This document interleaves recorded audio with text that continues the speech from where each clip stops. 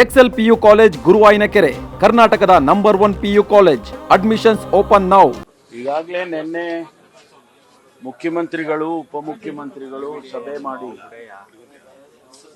ಏನು ಅಲ್ಲಿ ಮನೆಗಳನ್ನು ಡೆಮಾಲಿಷ್ ಮಾಡಿ ಅವ್ರ ಮನೆ ಕಳ್ಕೊಂಡಿದ್ದಾರೆ ಅವರಿಗೆ ಪರಿಹಾರ ಮತ್ತು ಮನೆಗಳನ್ನು ಕೊಡ್ತಕ್ಕಂಥ ತೀರ್ಮಾನವನ್ನು ಮಾಡಿದ್ದಾರೆ. ಬಹುಶಃ ಅಲ್ಲಿಗೆ ಅದು ಆ ಸಮಸ್ಯೆ ಬಗೆಹರಿಯುತ್ತೆ ಅಂತೇಳಿ ಅಂದ್ಕೊಂಡಿದ್ದೇನೆ.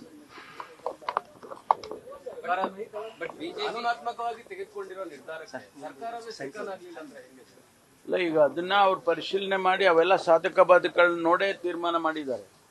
ಮುಖ್ಯಮಂತ್ರಿಗಳು ಮತ್ತು ಉಪಮುಖ್ಯಮಂತ್ರಿಗಳು ತೀರ್ಮಾನ ಮಾಡಿರೋದು ಅವೆಲ್ಲ ನೋಡೇ ಪರಿಶೀಲನೆ ಮಾಡಿದ್ದಾರೆ. ಅದರಿಂದ ಆ ಸಮಸ್ಯೆ ಅಲ್ಲಿಗೆ ಬಗೆಹರಿಯುತ್ತದೆ ಅಂತ ಅಂದ್ಕೊಳ್ತೀನಿ. ಬೇರೆ ಬೇರೆಯವರು ಹೇಳಿಕೆಗಳನ್ನು ಕೊಡೋದು, ರಾಜಕೀಯದ ಉದ್ದೇಶಗಳಿಂದ ಮಾತನಾಡೋದು, ವಿರೋಧ ಪಕ್ಷದವರು ಮಾತನಾಡೋದು, ಇದೆಲ್ಲ ಒಂದು ಭಾಗ. ನಾವು ಅವ್ರಿಗೆ ಏನು ಸಮಸ್ಯೆ ಬಗೆಹರಿಸಬೇಕಾಗಿತ್ತು ಅದನ್ನ ಬಗೆಹರಿಸಿದ್ದಾರೆ ಮುಖ್ಯಮಂತ್ರಿಗಳು ಮತ್ತು ಉಪಮುಖ್ಯಮಂತ್ರಿಗಳು. ಸಲವಾದಿ ನಾರಾಯಣ ಸ್ವಾಮಿ ಅವರು ಇದೇ ವಿಚಾರವಾಗಿ ಆರೋಪ ಮಾಡ್ತಾರೆ. ಸರ್ಕಾರಿ ಭೂಮಿಯಲ್ಲಿ ಯಾರೇ ಮನೆ ಕಟ್ಟಿದ್ರು ಕೂಡ ಕೇರಳದವರು ಇಂಟರ್ಫಿಯರ್ ಆಯ್ತು ಅಂದ್ರೆ ಸರ್ಕಾರ ಅವರಿಗೆ ಎಲ್ಲ ರೀತಿಯ ಸೌಲಭ್ಯಗಳನ್ನ ಮಾಡ್ಕೊಡುತ್ತೆ. ಇದು ಸಿಎಂ ಇಂದ ಹಿಡಿದು ಅವ್ರು ಹೇಳಿದ್ದಾರೆ ಅಂತ ಹೇಳಿ ಮಾಡಿರ್ತಕ್ಕಂಥದ್ದಲ್ಲ. ಅವರು ಹೇಳಿರ್ಬೋದು, ಅವ್ರಿಗೆ ಯಾರೋ ಅವ್ರಿಗೆ ಬೇಕಾದವರು ಅಥವಾ ಅವರ ರಾಜ್ಯದವರು ಯಾರಾದ್ರೂ ಇದ್ದಾರೇನೋ ಅಲ್ಲಿ ಗೊತ್ತಿಲ್ಲ. ಆ ಒಂದು 100 ಜನರ ಮಧ್ಯದಲ್ಲಿ ಆದರೆ ಅವ್ರು ಹೇಳಿದ್ರು ಅಂತ ಮಾಡೋದಕ್ಕೂ ಹೋಗಿಲ್ಲ. ಯಾರಿಗೆ ಮನೆ ಕಳ್ಕೊಂಡಿದ್ದಾರೆ ಅವ್ರಿಗೆ ಮನೆ ಆಲ್ಟರ್ನೇಟಿವ್ ಆಗಿ ಕೊಡಬೇಕು ಅಂತ ಬೇರೆ ಬೇರೆ ಇಂಥ ಉದಾಹರಣೆಗಳು ಸಾಕಷ್ಟಿದಾವೆ. ಸರ್ಕಾರ ಅನೇಕ ಸಂದರ್ಭದಲ್ಲಿ ಮನೆಗಳನ್ನು ಕೊಟ್ಟಿದೆ, ಪರಿಹಾರ ಕೊಟ್ಟಿದೆ. ಆ ಹಿನ್ನೆಲೆಯಲ್ಲಿ ಅಷ್ಟೇ ಇದ್ರೆ ಅಂದ್ರೆ ಕೇರಳದ ಮುಖ್ಯಮಂತ್ರಿಗಳು ಮಾಡಿದ್ರು ಅಂತ ಹೇಳಿ ಮಾಡಿರೋದಲ್ಲ. ಇದು ಕೇರಳದ ಮುಖ್ಯಮಂತ್ರಿಗಳು ನಮ್ಮ ರಾಜ್ಯದ ಅದರಲ್ಲಿ ಮೂಗು ತೂರಿಸುವಂತ ಕೆಲಸ ಮಾಡೋದಕ್ಕಾಗೋದಿಲ್ಲ, ಮಾಡ್ಲೂಬಾರ್ದು. ನಾವು ಹೋಗಿ ಕೇರಳದಲ್ಲಿ ಟ್ರಿವಾಂಡ್ರಮ್ನಲ್ಲೋ ಕ್ಯಾಲಿಕಟ್ನಲ್ಲೋ ಇಂಥದ್ದೇ ಘಟನೆ ಆದಾಗ ನಾವು ಹೋಗಿ ಹೇಳಕ್ಕಾಗತ್ತಾ? ನಮ್ಮ ಮಾತು ಕೇಳ್ಬಿಡ್ತಾರ ಅವರು. ಅದು ಕಾನೂನಾತ್ಮಕವಾಗಿ ಎಷ್ಟು ಸಮಂಜಸ? ಅದು ಕೇರಳದ ಮೇಲೆ ವಿಶೇಷ ಆಸಕ್ತಿ ಪ್ರೀತಿ ಇದೆ, ಯಾಕಂದ್ರೆ ಅಲ್ಲಿ ಮಳೆಯಾಗಿ ಮನೆ ಸರ್ಕಾರದಿಂದ ದುಡ್ಡು ಕೊಡ್ತಾರೆ. ನೋಡಿ, ಎಲ್ಲ ಕಡೆನೂ ಮಾಡಿದ್ದಾರೆ. ಹಿಂದೆ ತಮಿಳುನಾಡಲ್ಲಿ ಸುನಾಮಿ ಆದಾಗ ನಾವು ಪರಿಹಾರ ಕೊಡ್ಲಿಲ್ವಾ?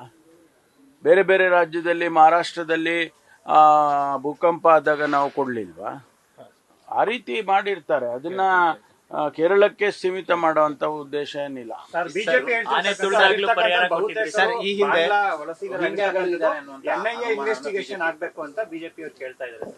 ಇನ್ವೆಸ್ಟಿಗೇಟ್ ಮಾಡ್ತೀವಿ. ರಾಜ್ಯ ಸರ್ಕಾರ, ರಾಜ್ಯ ಪೊಲೀಸ್ ಏನಾದ್ರೂ ಕಂಡು ಬಂದ್ರೆ ನಾವೇ ಕ್ರಮ ತಗೊಳ್ತೀವಿ. ಕೇಂದ್ರ ಸರ್ಕಾರಕ್ಕೂ ಕೂಡ ತಿಳಿಸ್ತೀವಿ. ಸರ್, ಈಗಾಗಲೇ ಹಿಂದೆ 2019ರಲ್ಲಿ ಮನೆ ಕಳ್ಕೊಂಡವ್ರಿಗೆ ಇನ್ನೂ ಪರಿಹಾರ ಸಿಕ್ಕಿಲ್ಲ. ಬಟ್ ಈಗ ಇವ್ರಿಗೆ ಏಕಾಏಕಿ ಮನೆ ಸಿಕ್ಕಿದೆ. ನೀವು ನಮ್ಮ ಬೆಂಗಳೂರು ಇನ್ಚಾರ್ಜ್ ಮಂತ್ರಿಗಳು ಅವ್ರನ್ನ ಕೇಳ್ರಿ, ಅವಾಗ ಅವ್ರಿಗೆ ಮಾಹಿತಿ ಇರುತ್ತೆ. ಅಲ್ಲ, ಮಾಹಿತಿ ಅವರಿಗೆ ಹೆಚ್ಚಿರುತ್ತಲ್ವಾ? ಈ ವಿಚಾರದಲ್ಲಿ ಪಾಕಿಸ್ತಾನ ವಿದೇಶಾಂಗ ಇಲಾಖೆ ಇಂಟರ್ಫಿಯರ್ ಆಗ್ತಾ ಇದೆ. ಭಾರತದಲ್ಲಿ ಅಲ್ಪಸಂಖ್ಯಾತರ ಮೇಲೆ ದಾಳಿ ನಡೀತಾ ಇದಾವೆ. ದಾಳಿ, ಈ ದಾಳಿಗಳೆಲ್ಲವೂ ಸೇರಿ ನಮ್ಮ ಮೇಲೆ ಪಾಕಿಸ್ತಾನ ಎಂಟ್ರಿ ಆಗಿದೆ ಸರ್ ಈಗ ಬೆಂಗಳೂರು ವಿಚಾರಕ್ಕೆ. ಇದನ್ನ ಎಕ್ಸ್ಟರ್ನಲ್ ಅಫೇರ್ಸ್ ಮಿನಿಸ್ಟರ್ ನೋಡ್ಕೊಳ್ತಾರೆ, ಕೇಂದ್ರ ಸರ್ಕಾರ ನೋಡ್ಕೊಳ್ಳುತ್ತೆ. ಕೇಂದ್ರ ಸರ್ಕಾರ ನೋಡ್ಕೊಳ್ಳುತ್ತೆ. ಸರ್, ಇನ್ನೊಂದು ಮೈಸೂರಲ್ಲಿ ನಿನ್ನೆ ಮಧ್ಯಾಹ್ನ 10 kg ಗೋಲ್ಡ್ ಕಳ್ತನ ಆಗಿದೆ 2 ನಿಮಿಷದಲ್ಲಿ. ಕಾನೂನು ಸುವ್ಯವಸ್ಥೆಯನ್ನ ಈಗಾಗಲೇ ಅದ್ರ ಬಗ್ಗೆ ಕ್ರಮ ತಗೊಂಡಿದ್ದೇವೆ. ಅದಕ್ಕೆ ನನಗೆ ವಿಶ್ವಾಸ ಇದೆ, ಅವ್ರನ್ನ ಹಿಡಿತಾರೆ. ಆದಷ್ಟು ಬೇಗ ಹಿಡಿಯೋದಕ್ಕೆ ಸೂಚನೆ ಕೊಟ್ಟಿದ್ದೇನೆ. ಯಾಕೆಂದ್ರೆ ಅವರು 5 ನಿಮಿಷದಲ್ಲೇ ಬಂದು 3-4 ಜನ ಬಂದು ಕೆಲಸ ಮಾಡಿದ್ದಾರೆ. ಅದನ್ನ ನಾವು ಹಿಡಿದಾಕ್ತಿವಿ, ಬಿಡೋದಿಲ್ಲ. ಹೊಸ ವರ್ಷಕ್ಕೆ ಸಂಬಂಧಪಟ್ಟಂತೆ, ಹೊಸ ವರ್ಷಾಚರಣೆಗೆ ಸಂಬಂಧಪಟ್ಟಂತೆ ಸಿಎಂ ಮೀಟಿಂಗ್ ಮಾಡಿದ್ರು. ಏನಾದ್ರು ಹೊಸ ಡೈರೆಕ್ಷನ್ಸ್ ಏನಾದ್ರು ಕೊಟ್ಟರು? ಎಲ್ಲ ಎಚ್ಚರಿಕೆಯಿಂದ ಇರ್ಬೇಕು. ನಾನು ಒಂದು ಸಭೆ ಮಾಡಿದ್ದೆ. ಆಗಲೇ ಮುಖ್ಯಮಂತ್ರಿಗಳು ಕೂಡ ಅವರ ಹಂತದಲ್ಲಿ ಒಂದು ಸಭೆ ಮಾಡಿದ್ದಾರೆ. ನಾನು ಕೂಡ ಅಲ್ಲಿ ಉಪಸ್ಥಿತ ಇದ್ದೆ. ಕೆಲವು ನಿರ್ದಿಷ್ಟವಾದಂಥ ಸೂಚನೆಗಳನ್ನು ಕೊಟ್ಟಿದ್ದಾರೆ. ಮಹಿಳೆಯರ ಬಗ್ಗೆ, ಯುವಕರ ಬಗ್ಗೆ ಹೆಚ್ಚು ಗಮನ ಹರಿಸಬೇಕು. ಯಾವುದೇ ರೀತಿ ಅಹಿತಕರವಾದ ಘಟನೆ ನಡೀಬಾರದು ಅಂತೇಳಿ ಈಗಾಗಲೇ ಸೂಚನೆ ನಾನು ಕೊಟ್ಟಿದ್ದೆ. ಮುಖ್ಯಮಂತ್ರಿಗಳು ಸ್ವಾಭಾವಿಕವಾಗಿ ರಾಜ್ಯದ ಮುಖ್ಯಮಂತ್ರಿಗಳಾಗಿ ಇಡೀ ರಾಜ್ಯದಲ್ಲಿ, ನಾವು ನಾಟ್ ಓನ್ಲಿ ಬ್ಯಾಂಗ್ಳೂರು, ಇಡೀ ರಾಜ್ಯದಲ್ಲಿ ಯಾವುದು ಘಟನೆ ನಡೀಬಾರ್ದು, ಅಪಘಾತಗಳಾಗಬಾರ್ದು. ಯಾಕೆಂದರೆ ಇಂಥ ಸಂದರ್ಭದಲ್ಲಿ ನಾವು ಹಿಂದೆಲ್ಲ ನೋಡಿದ್ದೇವೆ, ಭಾಳಷ್ಟು ಕಡೆ ಹೈವೇಸಲ್ಲಿ ಅಪಘಾತಗಳಾಗಿ ಜನ ಸತ್ತಿರೋದು ನೋಡಿದ್ದೀವಿ. ಅದಕ್ಕೆ ಅದನ್ನೆಲ್ಲ ಕ್ರಮ ತಗೊಳ್ಳಿಸಿ ಅಂತ ಹೇಳಿದ್ದಾರೆ ಮುಖ್ಯಮಂತ್ರಿ. ಇತ್ತೀಚೆಗೆ ಪೊಲೀಸರು ರೌಡಿಗಳ ಜೊತೆ ಭಾಗಿಯಾಗ್ತಿರುವಂತದ್ದು ಈಗ ಒಂದು ಎಕ್ಸಾಂಪಲ್, ಡಿಸಿಪಿ ಸಜಿತ್ ಅವರು ಇಬ್ಬರು ರೌಡಿ ಶೀಟ್ಗಳ ಜೊತೆ ಮತ್ತೆ ಫೋಟೋ ತೆಗೆಸ್ಕೊಂಡಿದ್ದಾರೆ. ಮೊನ್ನೆ ಒಬ್ಬ ಇನ್ಸ್ಪೆಕ್ಟರ್ ರೌಡಿ ಶೀಟರ್ ಜೊತೆ ಫೋಟೋ ಇತ್ತು. ಇಲ್ಲಿಗೆ ಅಪರಾಧ ಪ್ರಕರಣಗಳಲ್ಲಿ ಪೊಲೀಸರೇ ಶಾಮೀಲಾಗ್ತಿದ್ದಾರೆ, ಸರ್ಕಾರವೇ ಇಂಡೈರೆಕ್ಟ್ ಆಗಿ ಶಾಮೀಲಾಗ್ತಿ ಅಂತ ನಿನ್ನೆ ಚಲವಾದಿ ಅವರು ಆರೋಪ ಮಾಡಿರುವಂತದ್ದು ಒಂದಿಷ್ಟು ಎಕ್ಸಾಂಪಲ್ ಗಳನ್ನು ಕೂಡ ಕೊಟ್ಟಿದ್ದಾರೆ ಸರ್. ಅದಕ್ಕೆಲ್ಲ ಈಗ ಕಮಿಷನರು ಗಮನ ಹರಿಸ್ತಾರೆ. ಯಾರಾದರೂ ಅಂತ ರೌಡಿ ಶೀಟರ್ಗಳ ಜೊತೆಯಲ್ಲಿ ಅವ್ರ ಸಂಪರ್ಕ ಇದ್ರೆ ಅಥವಾ ಅವರಿಗೆ ಸಹಾಯ ಮಾಡಿದ್ರೆ ಅದನ್ನೆಲ್ಲ ಪರಿಶೀಲನೆ ಮಾಡಿ ಕ್ರಮ ತಗೊಳ್ತಾರೆ. ಕಾನೂನಿಲ್ವಾ ಅದಕ್ಕೆ? ಕಾನೂನು ಮಾಡಿ ಇಟ್ಟಿದೀವಲ್ಲ, ಕಾನೂನು ಪ್ರಕಾರ ತಗೊಳ್ತಾರೆ. ಅವ್ರ ಮೇಲೆ ಡಿಪಾರ್ಟ್ಮೆಂಟಲ್ ಎನ್ಕ್ವೈರಿ ಆಗ್ಬೋದು ಅಥವಾ ನೇರವಾಗಿ ಅವ್ರೇನಾದರೂ ಭಾಗಿಯಾಗಿದ್ರೆ ಅವ್ರ ಮೇಲೆ ಬೇರೆ ರೀತಿಯಲ್ಲಿ ಕ್ರಮ ತಗೊಳ್ತಾರೆ. ಈಗ ನಾವು ಹಿಂದೆ ಕೆಲವು ಸಂದರ್ಭದಲ್ಲಿ ಪೊಲೀಸ್ನವ್ರನ್ನೇ ಅರೆಸ್ಟ್ ಮಾಡಿ ಅವರಿಗೆ FIR ಮಾಡಿರ್ತಕ್ಕಂಥ ಅನೇಕ ಉದಾಹರಣೆಗಳು ಇದಾವೆ. ಅದರಿಂದ ಯಾರು ಕಾನೂನು ಮೀರಿ ಯಾರು ದೊಡ್ಡವರಿಲ್ಲ. ಕಾನೂನು ಬಿಟ್ಟು ಕೆಲಸ ಮಾಡೋಕ್ಕಾಗೋದಿಲ್ಲ. ಅಲ್ಲ, ಅವರಿಗೆ ನೋಡಿ, ಒಂದು ವೇಳೆ ಅವರು ಯಾವುದೇ ರೀತಿಯಲ್ಲಿ ಭಾಗಿಯಾಗಿದ್ರೆ, ಅವರು ಫೋಟೋ ತೆಗೆಸ್ಕೊಂಡ್ರು ಅಂತಂದ್ರೆ ನಾವು ಅದನ್ನ ತನಿಖೆ ಮಾಡ್ತೀವಿ. ಯಾವ ಉದ್ದೇಶಕ್ಕಾಗಿ ಫೋಟೋ ತಗೊಂಡಿದ್ದಾರೆ ಗೊತ್ತಿಲ್ಲ. ಅಂಥದ್ದು ಏನಾದರೂ ಭಾಗಿಯಾಗಿದ್ರೆ ಅವ್ರ ಮೇಲೆ ಕ್ರಮ ತಗೊಂತೀವಿ. ಅವ್ರನ್ನ ಯಾಕೆ ಸ್ಪೇರ್ ಮಾಡೋದಿಲ್ಲ. ನೀವು ಕೂಡ ಸೀನಿಯರ್ ಕಾಂಗ್ರೆಸ್ ಲೀಡರು, ನಾಯಕತ್ವ ಬದಲಾವಣೆ ಅನ್ನೋದು ಮುಗಿದ ಅಧ್ಯಾಯನ ಸರ್? ಅಲ್ಲಪ್ಪ, ಇದೇನ್ ನೀವು ಸ್ಟಾರ್ಟೇ ಆಗಿಲ್ಲ, ನೀವು ಇದಕ್ಕೆ ಹೋಗಿಲ್ವಲ್ಲ ಇನ್ನು. ಪರಮೇಶ್ವರ್ ಅವರ ಪರವಾಗಿ ಒಂದು ಹೋರಾಟ ನಡೀತು, ನೀವು ಸಿಎಂ ಆಗ್ಬೇಕು ರಾಜ್ಯ ತುಮಕೂರಿನಲ್ಲಷ್ಟೇ ಕೇಳಿ ಬರ್ತಾ ಇತ್ತು ಪರಮೇಶ್ವರ್ ಸಿಎಂ ಆಗ್ಬೇಕು ಅಂತ. ಪರಮೇಶ್ವರ್ ಸಿಎಂ ಆಗ್ಬೇಕು ಅಂತ ಯಾರು ಹೇಳ್ತಾರೆ ಅವರೆಲ್ಲ ನನಗೆ ಬಹಳ ಪ್ರೀತಿಯಿಂದ ಗೌರವದಿಂದ ಹೇಳ್ತಾರೆ. ನಾನು ಹೆಂಗೆ ಅವ್ರನ್ನ ನೀವು ಹೇಳ್ಬೇಡ್ರಿ ಹಿಂಗೆ ಅಂತ ಹೇಳದ?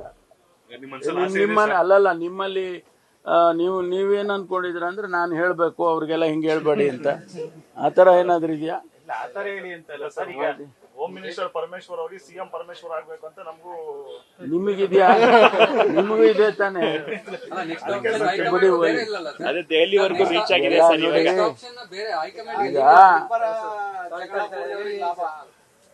ಈಗ ಇನ್ನೇನು ಫೆಬ್ರವರಿನಲ್ಲಿ ಬಜೆಟ್ ಪ್ರಿಪರೇಷನ್ ಪ್ರಾರಂಭ ಆಗುತ್ತೆ. Hardly 1 more month. ಅಷ್ಟರೊಳಗಡೆ ನಮ್ಮ ಹೈಕಮಾಂಡ್ನವರು ಏನಾದರೂ ನಿರ್ಧಾರ ಮಾಡಿದರೆ ಮಾಡಬೇಕಷ್ಟೇ. ಇಲ್ಲಾದರೆ ಬಡ್ಜೆಟ್ ಪ್ರಿಪೇರ್ ಮಾಡಬೇಕಲ್ಲ, ಯಾರಾದರೂ ಮಾಡಬೇಕಲ್ವಾ? ಈ ರಾಜ್ಯದ ಜನತೆಗೆ ನಾವೇನು ಆಶ್ವಾಸನೆಗಳು ಕೊಟ್ಟಿರ್ತೀವಿ ಆ ಹಿನ್ನೆಲೆಯಲ್ಲಿ ಬಡ್ಜೆಟ್ ಕೊಡಬೇಕಲ್ಲ, ಅದನ್ನು ಮಾಡ್ತಾರೆ. ಜನವರಿ 6 ಇಲ್ಲಾಂದ್ರೆ 9ನೇ ತಾರೀಕು 200% ಸಿಎಂ ಆಗ್ತಾರೆ ಅಂತ ಇಕ್ಬಾಲ್ ಹುಸೇನ್ ಮತ್ತೆ ಹೇಳಿದ್ದಾರೆ. ಮತ್ತೆ 3ನೇ ಸಲ ಹೇಳ್ತಾ ಇದ್ದಾರೆ. 2 ಡೇಟ್ ಕೊಟ್ಟಿದ್ದಾರೆ ಸರ್. ಜನವರಿ ಅವ್ರು ಹೇಳಿದ್ಮೇಲೆ ಆಯ್ತಲ್ರಿ, ಇನ್ನೇನು ಇಕ್ಬಾಲ್ ಹುಸೇನ್ ಹೇಳಿದ್ಮೇಲೆ ಆಗೋಯ್ತಪ್ಪ. ಅಲ್ಲ, ನಾನು ಒಪ್ಪದೇ ಇರೋದು ಪ್ರಶ್ನೆ ಅಲ್ಲ, ಅವ್ರು ಹೇಳಿಕೆ ಕೊಟ್ಟಿದಾರಲ್ವಾ? ಗೊಂದಲ ಮೂಡಿಸ್ತಾ ಇದೆ ಅಂತ ಅದೆಲ್ಲ ಏನಿಲ್ಲ. ಪರಮೇಶ್ವರ್ ಅವರು ಮುಖ್ಯಮಂತ್ರಿ ಮಾಡಿದ್ರೆ ಏನ್ ಲಾಭ ಅನ್ನೋದ್ರ ಬಗ್ಗೆ ವೇಣುಗೋಪಾಲ್ ಅವರು ಟೀಮ್ ಭೇಟಿಯಾಗಿ ಕನ್ವಿನ್ಸ್ ಮಾಡಿದ್ದಾರೆ ಅಂತ ಒಂದು ಮಾಹಿತಿ ನಮ್ಮ ಪರವಾಗಿ ಒಂದು ಸ್ಟ್ರಾಂಗ್ ಟೀಮ್ ಹೋಗಿದೆ. ಎಲ್ಲಿ? ದೆಹಲಿಯಲ್ಲಿ ಸರ್, ತಮ್ಮ ಪರವಾಗಿ ರಿಪೋರ್ಟ್ ಕೊಟ್ಟಿದ್ದಾರೆ ಅಂತ ರಾಜ್ಯದ ಕೆಲವು ಪ್ರಮುಖರು. ಹೈಕಮಾಂಡಿಗೆ, ನಮ್ಮ ಕಾಂಗ್ರೆಸ್ ಪಕ್ಷದ ಹೈಕಮಾಂಡಿಗೆ ಪ್ರತಿಯೊಂದು ಮಾಹಿತಿ ಇದೆ. ಅವರು ಜನರಲ್ ಸೆಕ್ರೆಟರಿ ಮೂಲಕನೂ ಮಾಹಿತಿ ತಗೊಳ್ತಾರೆ ಮತ್ತು ಅವ್ರದೇ ಆದಂಥ ರೀತಿಯಲ್ಲಿ ಮಾಹಿತಿಗಳನ್ನು ಸಂಗ್ರಹಣೆ ಮಾಡ್ತಾರೆ. ಅವ್ರಿಗೆ ಗೊತ್ತಿದೆ ಯಾವ ಸಂದರ್ಭದಲ್ಲಿ ಏನು ತೀರ್ಮಾನ ಮಾಡಬೇಕು, ನಾಯಕತ್ವ ಬದಲಾವಣೆ ಮಾಡಬೇಕಾ ಮಾಡಬಾರ್ದಾ, ಎಲ್ಲವನ್ನು ಕೂಡ ಅವರೇ ತೀರ್ಮಾನ ಮಾಡಿ.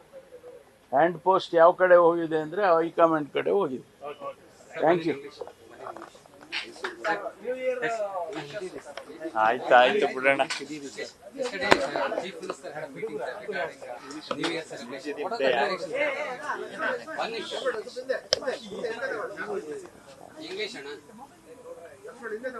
Honorable Chief Minister has taken a meeting of all the senior police officers, including DGP, Commissioner, and all the senior officers. He has instructed them to look into the safety aspects of these celebrations. We have time and again we have seen some sort of unruly crowd creating some smaller issues. So he has very strictly instructed the senior officers to take all the safety measures and see that the celebrations are, are celebrations, not otherwise. Regarding the Kogilo Cross issues, BJP attacking you, sir. Your And government. BJP seriously climbed the issue, sir. NIA investigation, they demand NIA investigation. So they have to investigate it. Kogile issue is our problem. It is within the state, and our government is capable of handling it. We have already taken decisions. Chief Minister and Deputy Chief Minister has already taken a decision. They have discussed.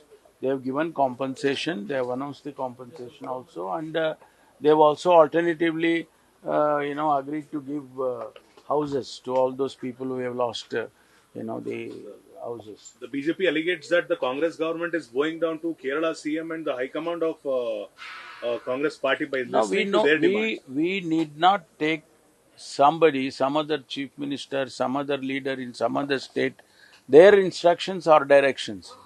We have a very well established governance in the state, and we have a chief minister, we have a deputy chief minister who is also looking after the Bangalore city. So, we take our own decisions. We don't have to listen to somebody from our other states. Do we go to other states and give, all these instructions? In a federal structure, each state has its own governance.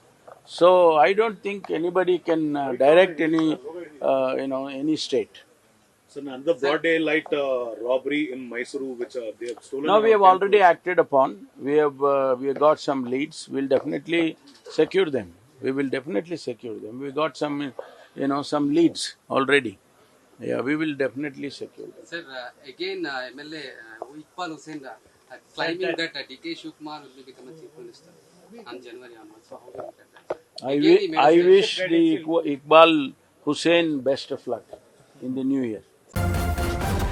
News first ನಿರ್ಭೀತಿಯಿಂದ ನಿಮ್ಮ ಪರವಾಗಿ.